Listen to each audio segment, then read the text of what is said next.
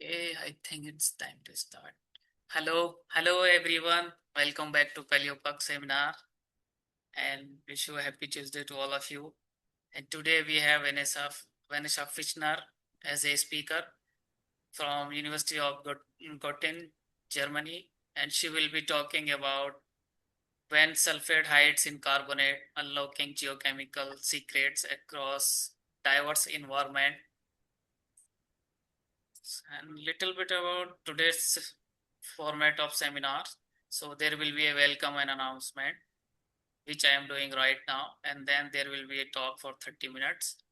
And after the talk, there will be a moderated question and answer session. And please don't forget to send your question via chat to the questions at Paleopac host, who is Nina today. And our speaker also agreed to stay for the tea time. So tea time, nothing but it's like a more informal chat with our speaker. If you are really interested, or if you have any further doubt, please stick around for the tea break. And little bit of Paleopac's housekeeping. So Paleopac's values all the participants and of all the folks interested in paleosciences. Please remember to abide by our code of conduct during the seminar. And during seminar, you should be muted yourself. If you are not, please keep muted yourself. And again, as I mentioned earlier, you can ask the question by chatting to the questions at Paleopac's host or by using the raise hand function. If you face any technical issue, please reach out to the Paleopac's host. We also have closed caption built into Zoom. So please use CC button to show or hide them. If you know any outstanding early career researcher, so please nominate them for the for the talk, or or you also can nominate yourself. And we also get the feedback for the demographic information, which is completely anonymous and optional. And link for both the nomination of the speaker as well as for the feedback form will be shared in the chat box. And finally, we have Vanessa for today's talk. So she has done her diploma in geology from University of Cologne, Germany, and she received her PhD from University of Munster, Germany. And her last postdoc was from Department of Biology and Environmental Science, Linnaeus University, Kalmar. And currently she is working as a research assistant at the Department of Geobiology, University of Göttingen. And with this, I would like to invite Vanessa Fichtner to start her talk. Vanessa, can you start your talk? Yes. Hello.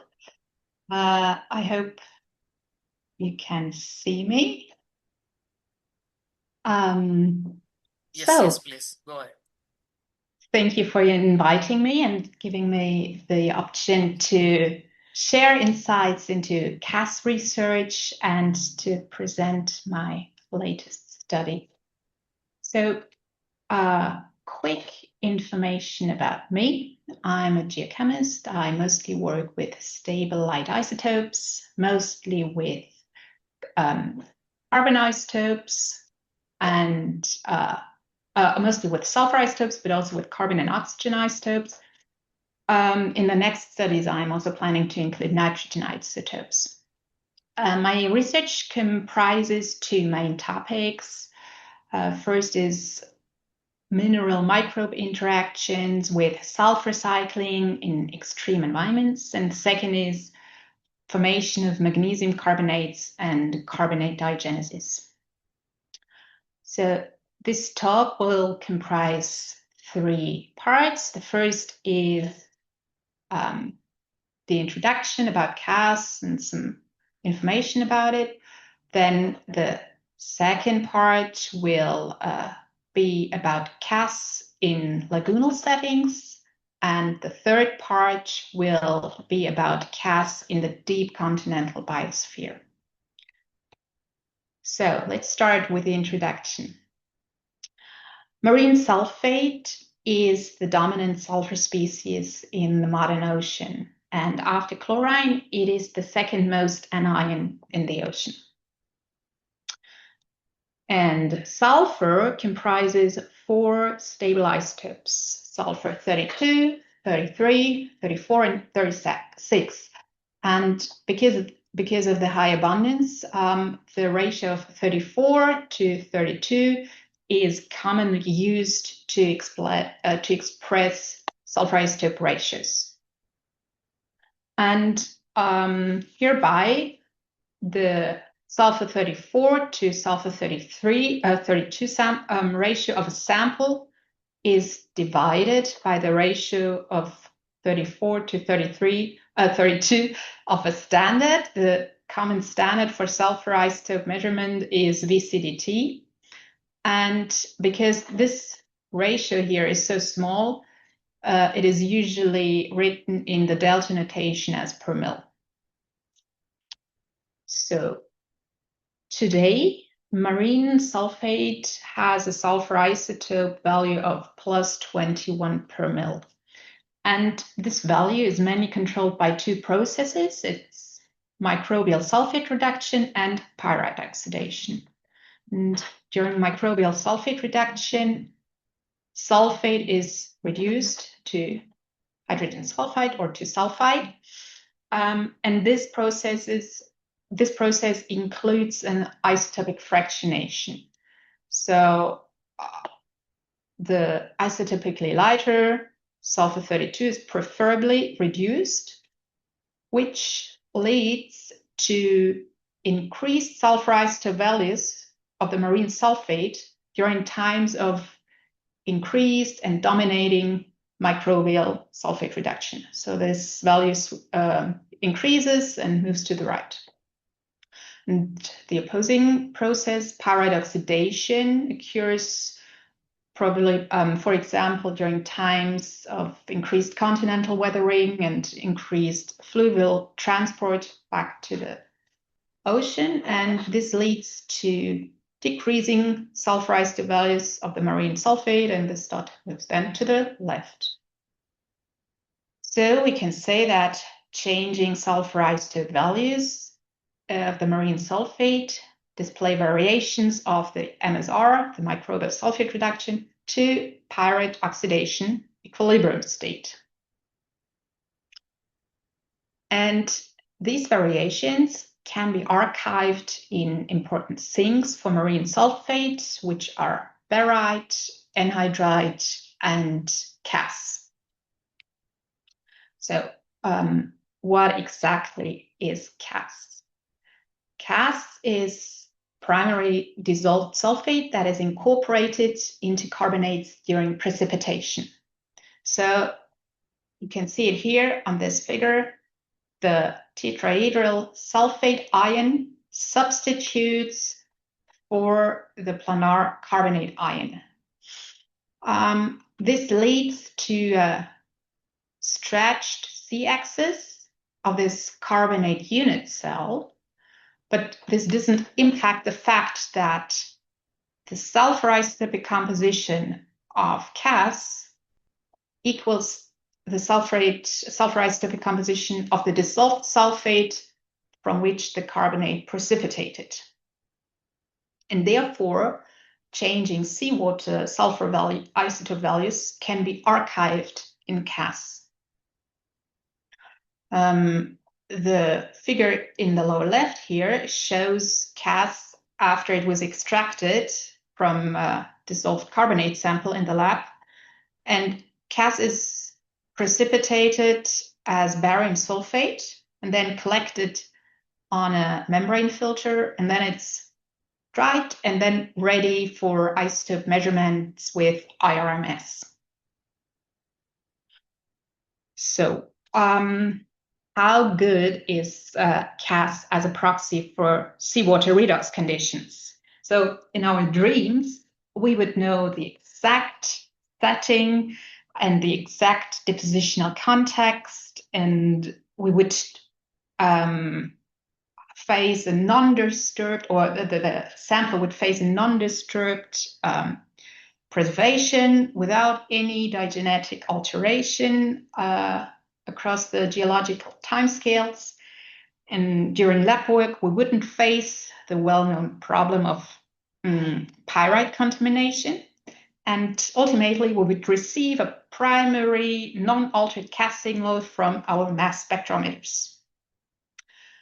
But the real world and real Cas data look different. And when looking at this phanerozoic seawater curve for sulfur isotope values for seawater sulfate, which was nicely compiled by Ted Present et al., we can see that the sulfur isotope values for bulk Cas or Cas in bulk carbonates, here marked in black, reveal huge variations that barely reflect primary seawater variations. So the other proxies for Cas, such as barite here marked in green, or evaporites here marked in red, or also Cas from biogenic carbonates, they look much more precise. And even after excluding the samples with likely pyrite contamination, the question remains what exactly these black Cas bulk values show. Yes, and with this slide, we already reached our maximum level of desperation. So we have to remind ourselves we are geochemists and we have to work with what nature gives us. So instead of leaving science, we can ask ourselves, are there characteristic Cas signals for certain environments and diagenetic processes? Following this approach, Ted Present et al., this time 2019, compared the Cas signals from different Permian carbonates from different depositional settings with different water energy. And they came to the conclusion that carbonate rocks from high water energy settings, such as the shoal, they provide a robust archive for marine sulfur isotopic composition. And high water energy enables higher exchange between seawater and pore water, and this limits the pore water to develop a microbial sulfate reduction signal with increased sulfur isotope values. So what about the low water energy settings? If their signal doesn't reflect seawater, then what information can we gain out of those low energy settings? With this question, we reach the second part of the talk. And low water energy setting are lagoons. And I want to discuss the question, does the lagoonal setting exhibit a characteristic Cas signature? And I conducted this study with colleagues from Münster University, and we analyzed water and sediment samples from the Brazilian lagoon Lagoa Vermelha. You can see here South America. Lagoa Vermelha is situated 100 kilometers east of Rio de Janeiro, and it's very close to the Atlantic Ocean. You can see it here on this left figure. It's only 200 meters away from the Atlantic Ocean. Lagoa Vermelha has a maximum depth of 2 meters, so it's very shallow. And sediment is magnesium-rich calcitic mud with an age of maximum 10,000 years. There is also some protodolomite, which I will not focus on in this talk. We analyzed surface water, pore water, and Cas from 9 sediment cores. This sediment cores had a maximum depth of 45 centimeters, so we excluded as much diagenetic effects as possible. And all samples were analyzed and collected in March 2018. So here you can see the data for the pore waters, sulfate concentration, and sulfur isotopic composition. And on this left figure, you see the light blue dashed line that reflects the seawater sulfate concentration of around 29 millimole. You can see that the pore water has much higher sulfate concentration, so it's an evaporitic setting. And when looking at the sulfur isotope values, we see this again, a dashed line indicating the seawater sulfur isotopic composition of plus 21 per mil. And we see that with one exception of this core, most pore water samples show increasing values with depth. This core here is core D. It's very close to the Atlantic Ocean, and we assumed a subsurface connection to the Atlantic seawater. So the other cores, they display microbial sulfate reduction patterns in the pore water, in anoxic pore water, and confirmed the idea that low water energy limits the exchange of surface water and pore water. Yeah, so what about the respective CAS values of those core? Here, you can see them here on the right. And also the CAS sulfur isotope values are higher, clearly higher than seawater values. And therefore, we can say the high sulfur isotope values appear to be characteristic for lagoonal carbonates. But when comparing the single CAS data with pore water data, for example, when comparing the yellow squares of the pore water that belong to the yellow squares of the CAS, you can see that the CAS sulfur values are higher, with here 30 per mil, also here and here, and the respective pore water values are only between 20 and 25 per mil. So how is that possible if we expect CAS to be the same as the dissolved sulfate in the ambient water? And we get a hint to the answer by looking at the surface water. So the pore water and the sediment samples were collected in March, but we got surface water from each month in the entire year 2018. And you can see the sulfate concentrations and sulfur isotopic compositions of the surface water of this lagoon. And you see clear variations throughout the year. Especially during January and to March, the sulfur isotope values are increased, and so are the sulfate concentrations. And this is the time when there is the dry season, so a lot of evaporation is going on. The lagoonal water has an increased temperature, while half a year later, 6 months later or earlier, there's a wet season with a lot of rainfall and higher impact of meteoric water in this lagoon. And not only the surface water is impacted by the seasonal variations, but we can expect that the pore water composition might change with seasons as well. So it is possible that the CAS in this carbonate that we analyzed maybe doesn't reflect the current pore water, but pore water from some month ago, or a pore water from another season. And when thinking this idea, when I keep thinking about this idea, it's also possible that not only the pore water is also impacted by those seasonal variations, but maybe also the formation of the carbonate themselves. We didn't analyze pore water from other seasons.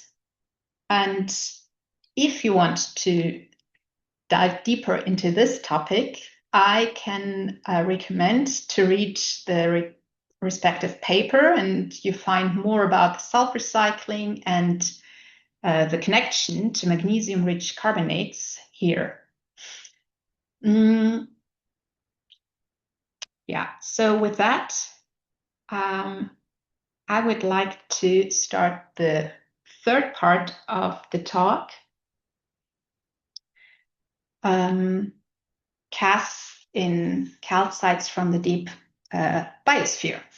So far we have focused on casts in marine settings or marine dominated settings, but the deep continental biosphere or the deep continental groundwater system in the fracture network is fundamentally different. So there's no huge ocean above it. There's no sedimentation going on.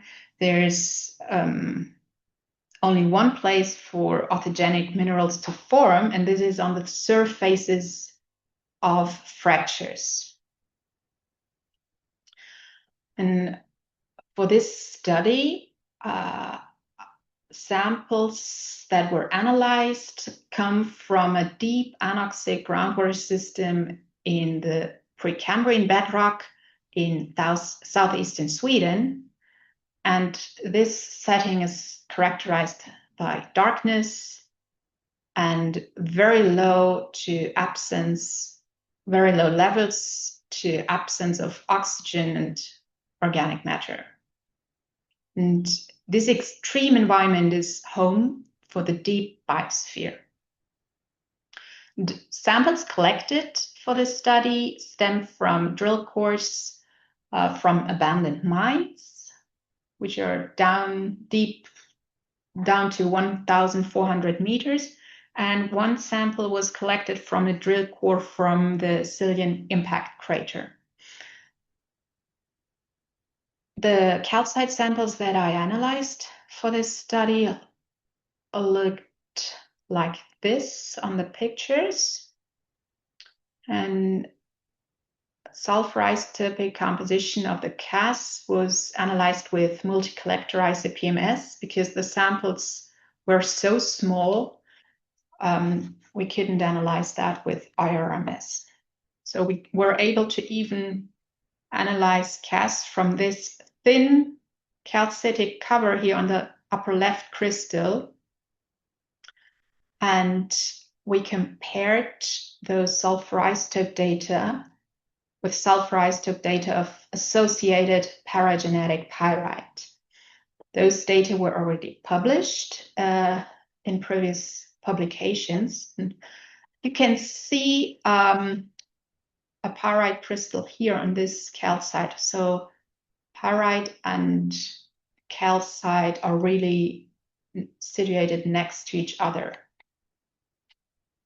And previous studies that analyzed this crystal assembly determined Paleozoic to Cenozoic ages for those fracture coating calcites.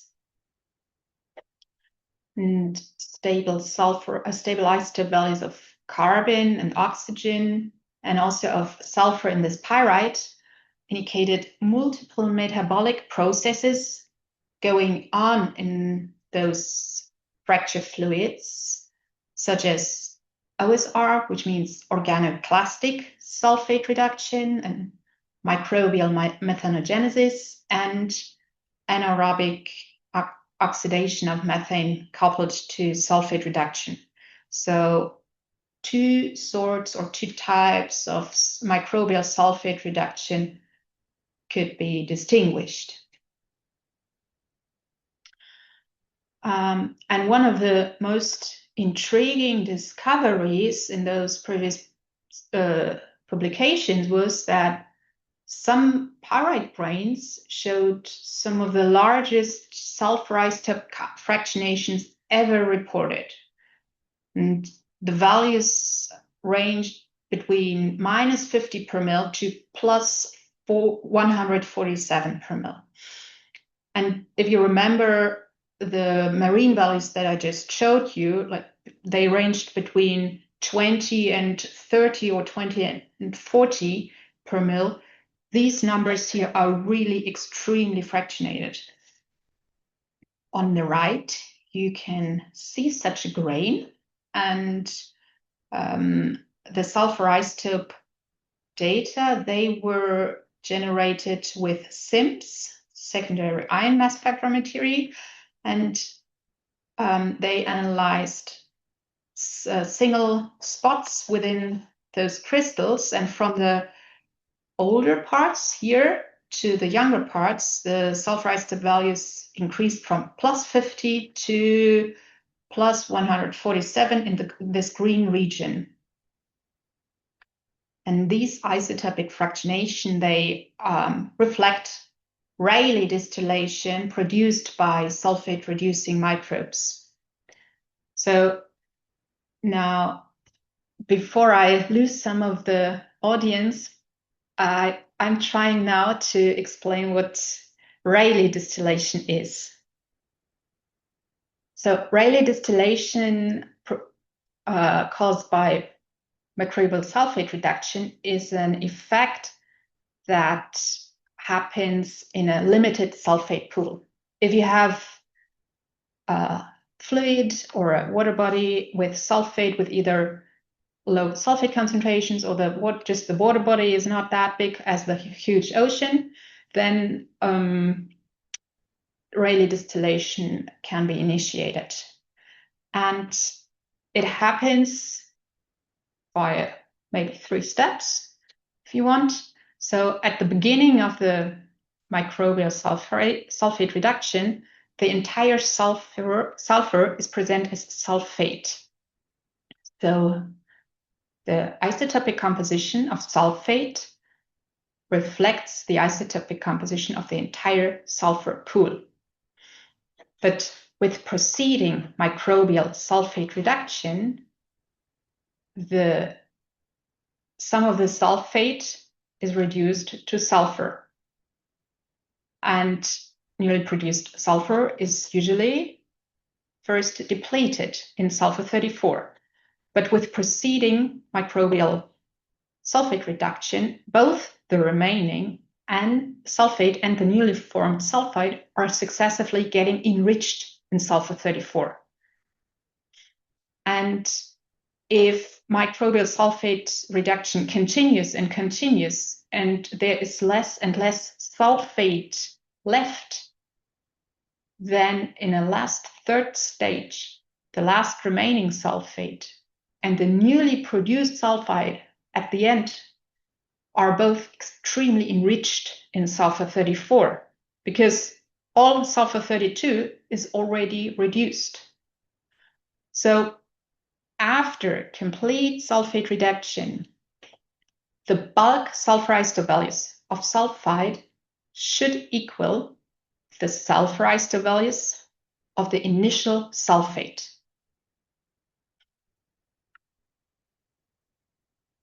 So now that we have those super heavy pyrite with sulfur isotope values of plus 147, and knowing that Cas reflects the isotope value of dissolved sulfate, then we can ask, can we see those extremely sulfur isotope values in Cas as well? And the short answer is no, we can't. The Cas data we received and we got show only moderate enrichments, if any. I selected 4 samples out of this data set. And you can see on the y-axis the sulfur isotopic composition. And the blue squares here, here, and here, and here, here are blue circles. They represent Cas data. And they range between 5 and maximum 28 per mil, while the associated pyrite grains show mean values around 80. The huge variations that we saw already on a previous slide. So the mean values of pyrite seem to reflect another initial sulfate pool with another initial sulfur isotope value. And this indicates two separated sulfate pools. How is this possible? Because they are really situated next to each other. They should reflect the same sulfate pool. They should reflect the same mean values. And when comparing, when looking at the age and location of those samples, those 4 samples, they stem from Calmora and have Kenozoic age, and the other 2 samples, sample 3 and 4, they stem from Laxema in southern Sweden and have Paleozoic age. So this effect that we see here, this discrepancy between Cas and pyrite values, is independent of age and location. There must be a more general reason for that. And one possible explanation that we found during this study was following. When looking at the microscopy and SEM images, you can see that the super heavy pyrite here, they are sitting on top of the calcite coatings that we analyzed. And the large fractionation that was observed in the pyrite sulfur, it usually requires very, very slow microbial sulfate reduction rates. And organoclastic sulfate reduction at slow rates, at very slow rates, this leads to carbonate dissolution, because you can see here this equation for microbial organoclastic sulfate reduction. The sulfate is being reduced to HS minus, and then a free hydrogen ion is created. And this can limit the formation of carbonate at very slow reduction rates. So it's possible that the conditions of microbial sulfate reduction changed between calcite and pyrite formation. When looking at the associated carbon isotope data of those calcites, then we can see indeed sonation. The older parts of those calcites, they, like here, the numbers 1, 2, 3, 4 are displayed by those carbon isotope values, by those higher carbon isotope values. And higher carbon isotope values suggest microbial methanogenesis. And in the younger parts of those calcite crystals, the carbon isotopes are decreased and show negative values, and rather point to AOM-SR, to anaerobic oxidation of methane coupled to sulfate reduction. And when comparing the equations of those 2 sulfate reduction types, then we see that AOM-SR does not produce a free hydrogen ion. So it doesn't matter if it's proceeding at slow or fast rates. AOM-SR obviously doesn't hinder or limit carbonate formation. And this can be an explanation that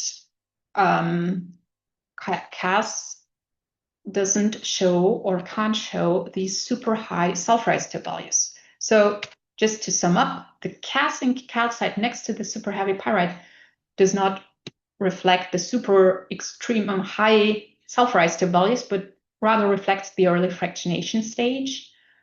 And this might be possible because CAS or the calcite could form during slightly earlier fractionation stages when either both AOM-SR and OSR were ongoing, or organoclastic sulfate reduction proceeded at higher rates. And super heavy pyrite could form later under very slow rates of OSR, and this inhibited significant growth of calcite. So if you're now a bit confused, or if you think, oh, I would like to read more about it, this was not clear, please wait a month or so, and then this study will be published. 2 or 3 treasures. You can take 1 to 3 treasures with you. CAS can be a reliable proxy for seawater redox conditions. CAS can reflect redox conditions for specific and restricted environments, including non-marine settings. And CAS can help to reconstruct formation conditions not only for the host carbonate, but also for other coeval minerals such as pyrite.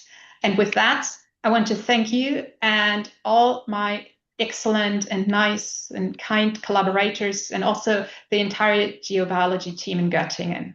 Thank you. Great. Thank you. Thank you so much, Vanessa, for a great talk and very much focused on specifically sulfur isotopes, very detailed study. Thank you so much. I think now it's time for question answers. Hello, participants. Just to remind, please, if you have any question, please don't drop out it in the chat box. And I think we already have few anonymous questions.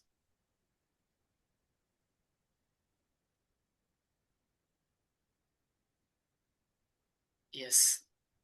So here, the first question is, do different types of sulfate reducing bacteria result in different degrees of fractionation? Oh, this is a good question.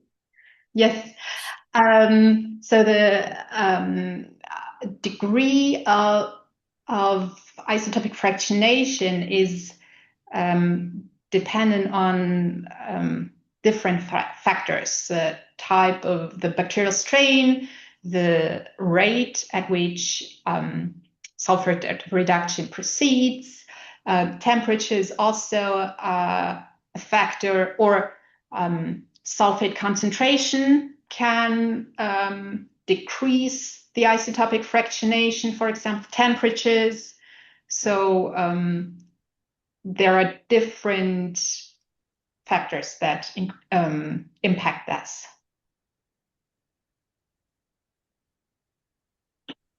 Thank you, Vanessa, for that question. I hope this was clear. Yeah, that's quite clear. Thank you. I think we have another question.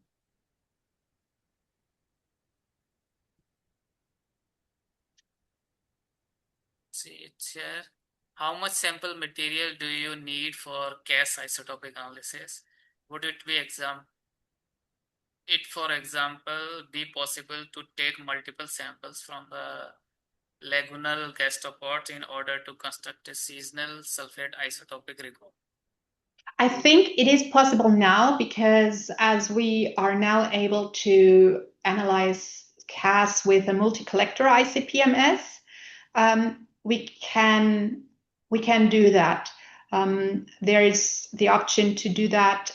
I know 3 labs that are able to do this. One in, I think, at Caltech, and one in France. I'm sorry, I forgot where. And at the moment, one in Münster, at Münster University. If those gastropods show the seasonal sulfur isotope, is a very interesting question. And I think it's also interesting to analyze gastropods from other restricted settings with maybe different seasonal impacts. Yeah. Also, you can maybe try to do it with single foraminifers, for example.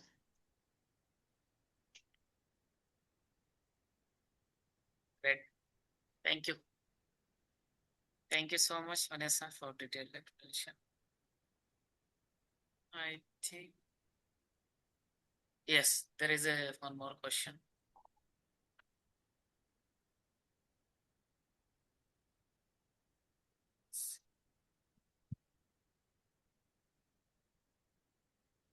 Yeah. Interesting talk. How stable are gas isotope signatures? Are they affected or reset during early carbonate digenesis? Yeah, great question. So the Cas isotope signature is always as stable as the host carbonate is.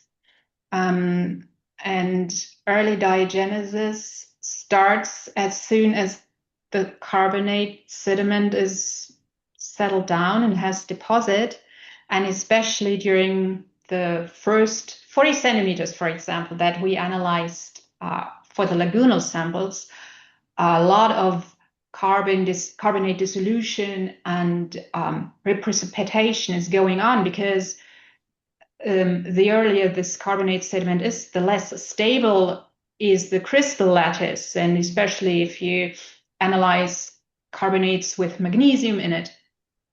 So the more stable the carbonate is, the more stable is the Cas value. But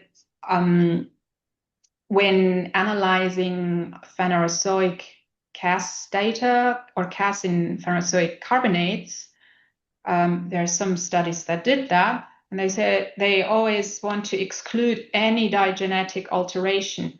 But as you can see in those carbonate mud samples, and I'm sure also in other carbonate mud samples from other settings, carbonate dissolution and precipitation just is common and it's ubiquitous, and you cannot avoid that. And maybe it's rather the question when we define the beginning of earliest diagenesis and when we see, okay, this is still in the progress, in the process of deposition. And during a study that I published in 2017, I compared the degree of crystal order of carbonates with the Cas concentration. And I investigated the effect of burial diagenesis, of deep diagenesis on Cas. And those carbonates were pretty stable and had already high degrees of order. But the higher the degree of order became, the less Cas could be found in those carbonates, because Cas is just does not belong into carbonates. It's just, as I just showed, it's a tetrahedra. It's too big to fit in well-ordered carbonates. So the more ordered carbonates you analyze, the less Cas you can expect in your samples. This is like it is. We have to work with what nature gives us. Yeah, sure, sure. Thank you, Vanessa, for detailed explanation of diagenesis effect. I think we have one last questions. Hello, everyone. So before going for the last questions, if you have any further doubt, please send your question to the chat box. So the last question is, it's here. Yes. Is this super heavy pyrite common? What are the implications for potential contamination, as only minor contamination with these super heavy grains could skew the value of a sample quite strongly? Yeah, no, the super heavy is not common at all. So this is why those studies about super heavy pyrite were published in Nature. This is this super heavy pyrite observed in those deep fractures. When those results were published, not these were the highest sulfur isotope values in pyrite ever reported. There are also high pyrite values, for example, at the SMTCs in the marine environment, but not that high so far. Implications for potential contamination, yeah, if those Cas data would have been contaminated with those super heavy pyrite grains, we would have for sure received higher Cas sulfur values. So we can definitely exclude that. But Pyrite contamination in general in the lab during more traditional CAS extraction occurs when we dissolve the carbonate in HCl under oxic conditions. This can happen. So this is why we have to be very careful with that. Okay. Thank you. Thank you, Vanessa. Thank you so much for explanation. And I think we don't have any more question. Yes, no questions.